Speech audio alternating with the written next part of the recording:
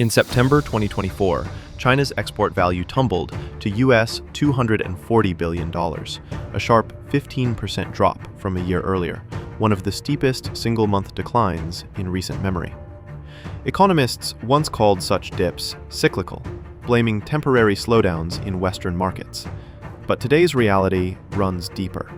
Global demand for Chinese goods is cooling because the rules of trade, technology, and supply chains are being rewritten.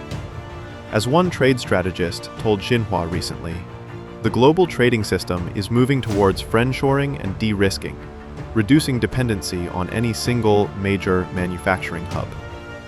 This isn't just about numbers on a customs spreadsheet. It's about how the world now thinks about risk, resilience, and the future of globalization.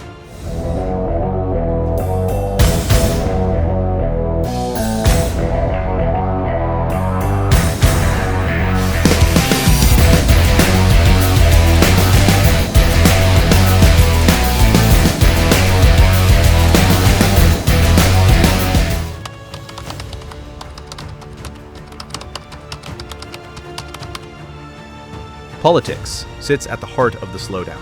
Sustained US-China trade tensions have made many Chinese goods more expensive or even off-limits in key markets.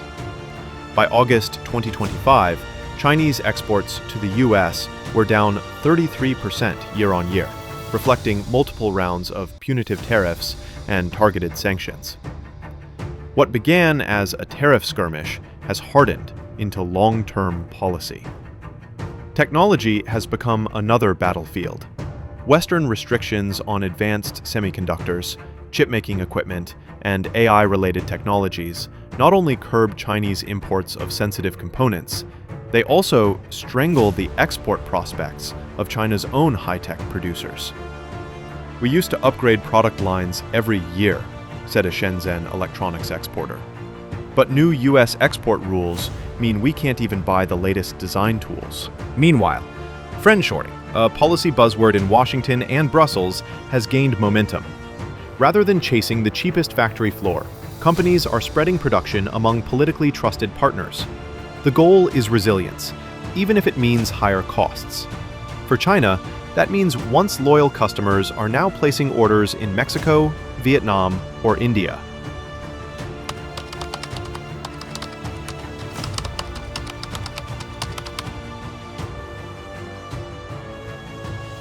For decades, China's competitive edge was built on inexpensive, disciplined labor and a world-class logistics network. But the numbers are changing. Wages in key manufacturing provinces have climbed at roughly 10% a year for a decade, steadily narrowing the cost gap with Southeast Asia. "Our labor advantage is not what it was 10 years ago," admits a manager at a Guangdong garment factory. Domestic economic headwinds compound the challenge. China wrestled with deflationary pressures through 2023 and 2024, as weak consumer demand and a housing market slump squeezed profits. Exporters often slash prices to keep goods moving, but that also cuts revenue and margins. And while a weaker yuan makes Chinese goods cheaper abroad, it raises the price of imported raw materials such as high-grade silicon and specialty metals, eroding any currency advantage.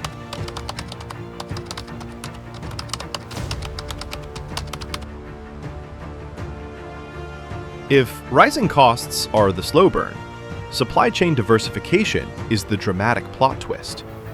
The zero-COVID lockdowns of 2020 to 2022 were a wake-up call for global corporations.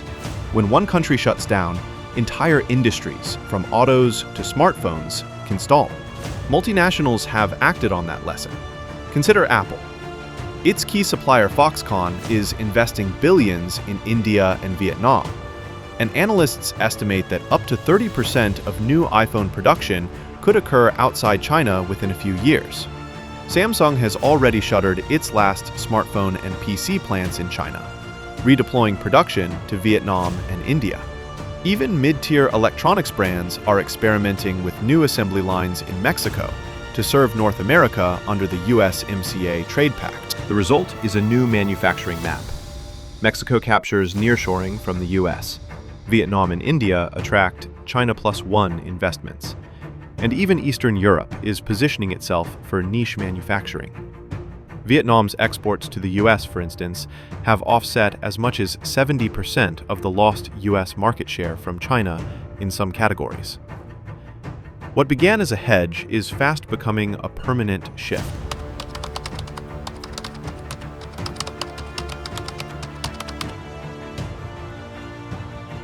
While China grapples with supply-side issues, global demand itself is evolving. Western consumers are reallocating their spending. After years of buying gadgets and home goods during the pandemic, households in the US and Europe are now directing more money to services, travel, dining, and entertainment, where China has little presence. At the same time, inflation and rising interest rates have cooled purchasing power. In the US, consumer demand for electronics fell an estimated 15% in the third quarter of 2024, dealing a direct hit to one of China's strongest export sectors. Europe, still recovering from energy shocks and war-related uncertainties, is showing similar caution.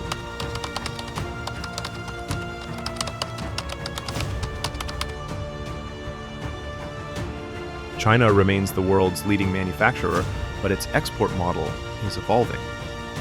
Policymakers speak of dual circulation, strengthening domestic consumption while selectively exporting higher-value goods.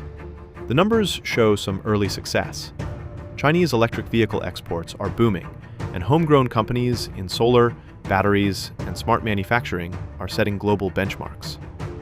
Yet this transformation takes time, and the short-term pain is real for millions of small and medium exporters built on the old, low-cost model.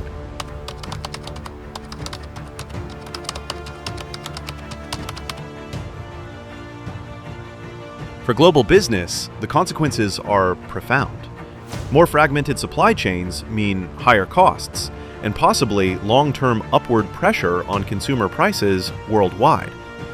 Economists warn that the era of undisputed reliance on Chinese manufacturing is over. The future is built on multiple, diversified supply hubs.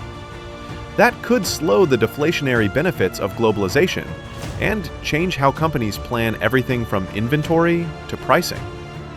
Politically, China's slower export growth may encourage Beijing to deepen other forms of engagement, from Belt and Road infrastructure to technology partnerships across Asia, Africa, and Latin America. These moves can help offset lost trade income and maintain geopolitical influence, even as traditional export engines cool.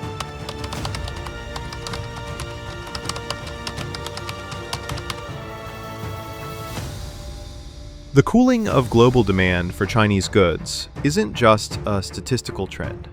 It's a sign of a world rethinking how it trades and whom it trusts. Tariffs and technology bans, rising costs and wages, supply chain diversification, and shifting consumer tastes are converging into a new global trade reality. China's challenge now is to stay indispensable by moving up the ladder, from low-cost mass production to high-tech innovation and robust domestic demand. The country still commands unmatched industrial depth and an immense home market, formidable foundations for the next stage. But the message from global customers is clear.